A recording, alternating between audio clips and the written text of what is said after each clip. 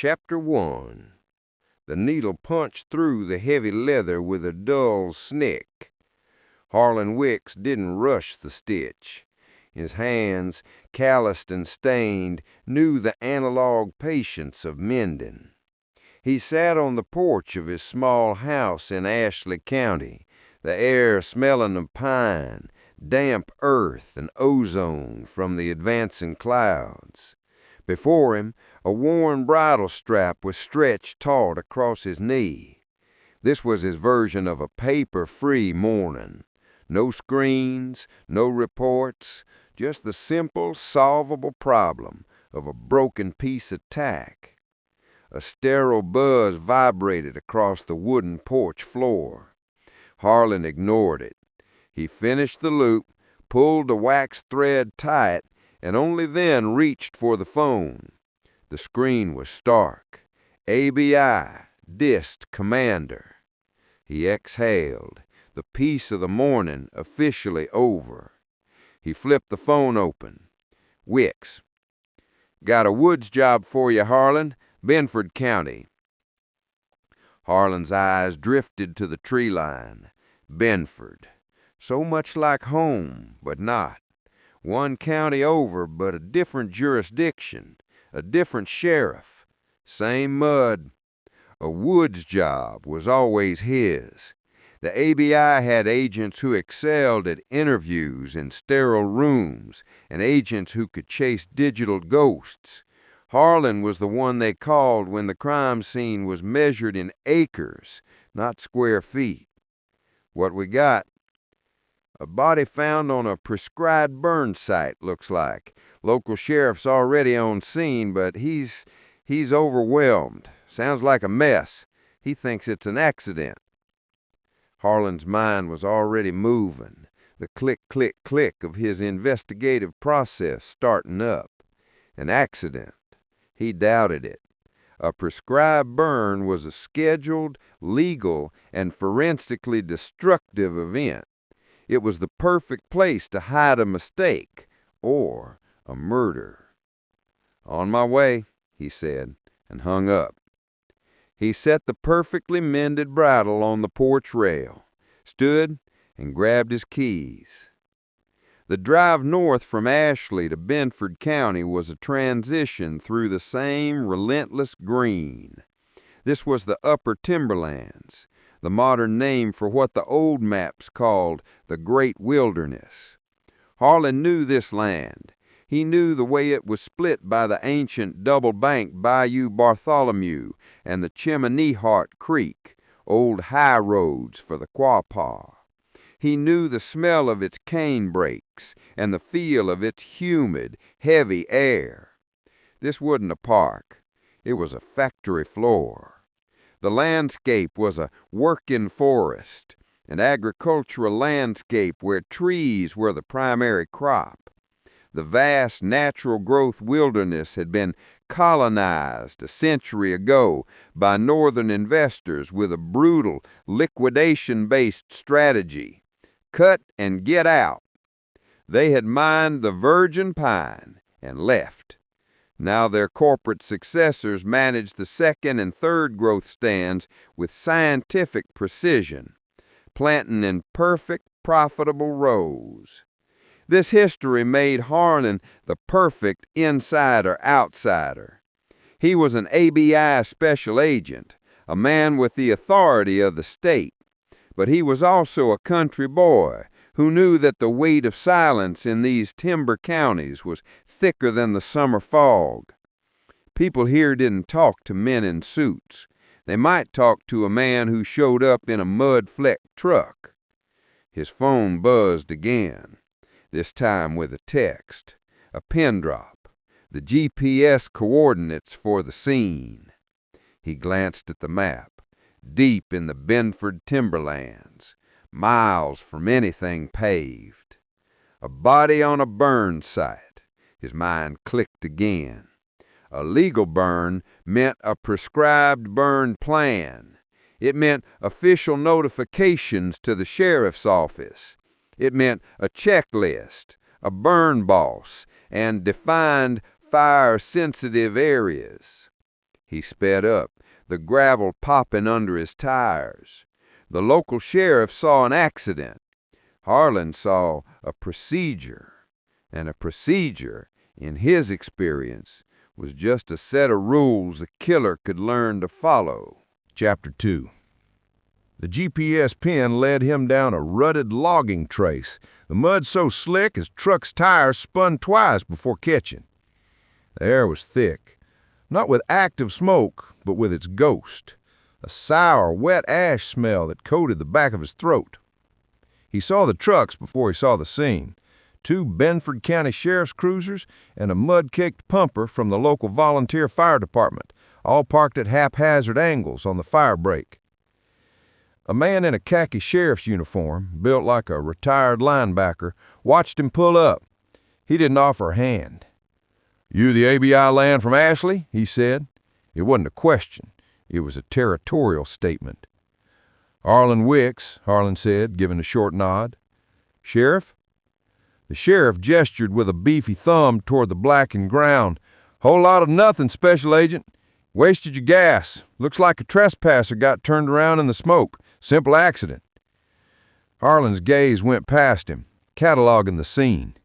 2 deputies stood 20 yards away, hands on their hips, standing near a heap covered by a yellow tarp.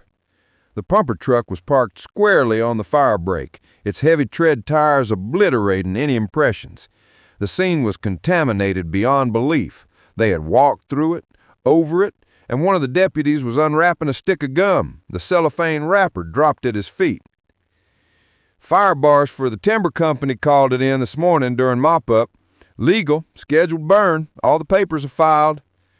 Harlan tuned him out, pulling on a pair of latex gloves.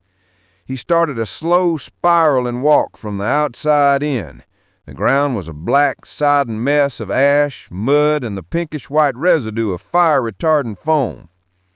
The sheriff saw an accident. Harlan saw a predator's playground, a place where the great wilderness could swallow a body and a legal fire could be the perfect accomplice.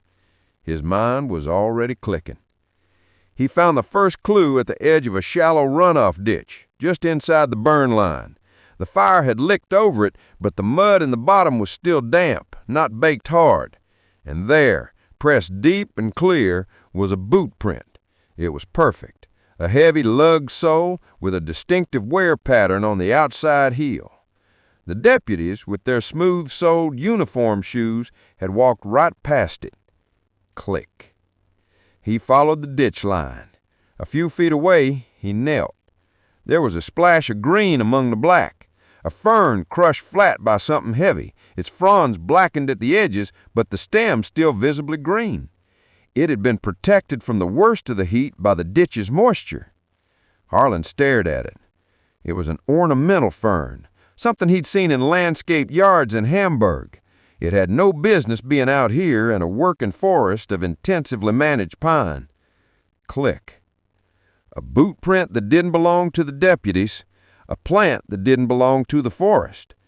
Click. Harlan called out, his voice flat. The sheriff stopped his chatter. Chapter 3. The Benford County Sheriff was still talking, his voice a low rumble of resentment, but Harlan had already turned away. He walked back to his truck, pulled a roll of yellow crime scene tape from his gear, and tossed it to one of the deputies. "Start at that hickory," Harlan said, pointing.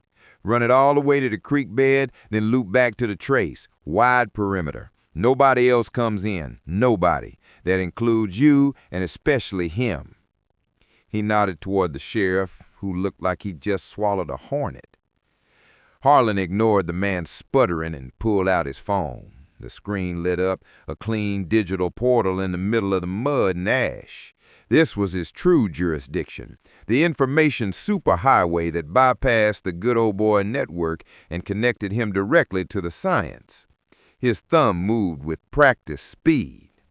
First, a call to the ABI district commander. "Sir, it's Ricks. I'm at the Benford site.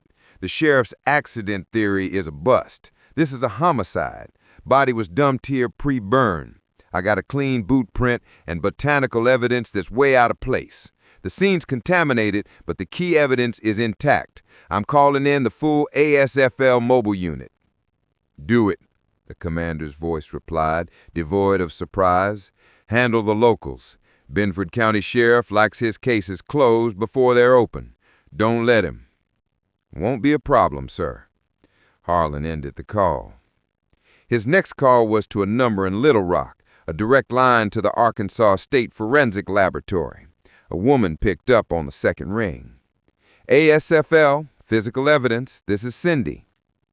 "Cindy, it's Harlan Wickes. I'm in Benford County, T16S R7W. I've got a woods job on a prescribed burn site." "A burn site? What's left?" Her voice was pure business. "Enough," Harlan said. "The locals walked all over the high ground, but the victim's in a swale.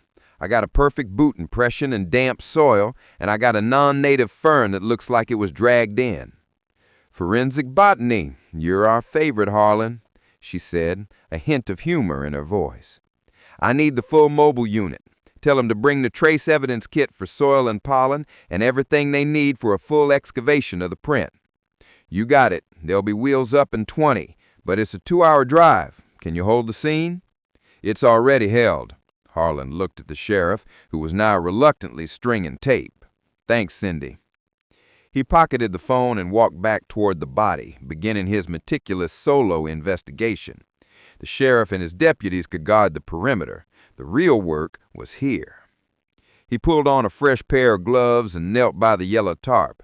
He'd waited, not wanting to disturb the body until the ASFL team arrived, but the question of time of death was clawing at him. The burn was legal, which meant it was scheduled. The sheriff had assumed the victim was a trespasser who got caught in the flames. But Harlan had seen the fern. He knew this was a dump. The question was when. He leaned in, his face inches from the victim, his eyes scanning the micro-terrain of the half-burned clothes and the protected soil. Click. There. In the fold of what was left of the man's belt line and in a small protected cavity of the armpit, he saw them, a small cluster of fly larvae, maggots. But they weren't moving.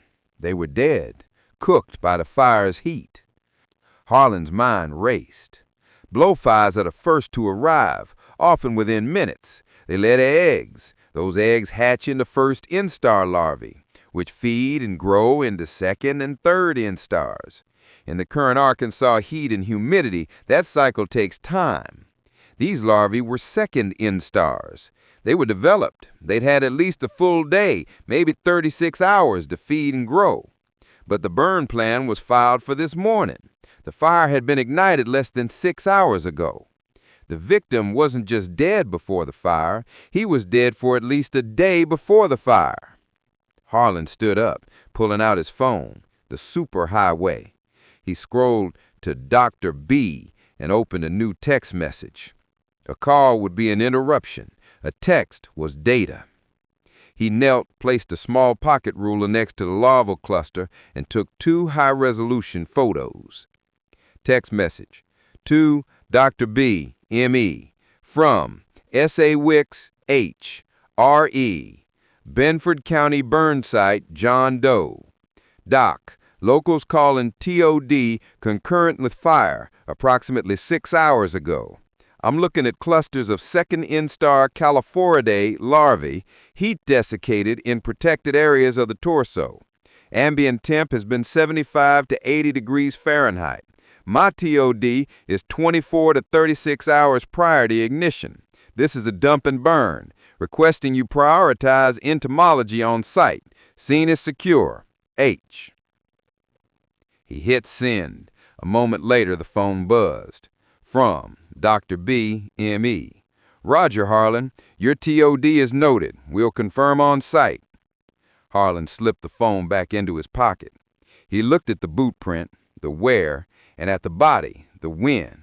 The local sheriff saw a tragic accident. Harlan, thanks to a crushed fern and a handful of dead insects, saw a timeline.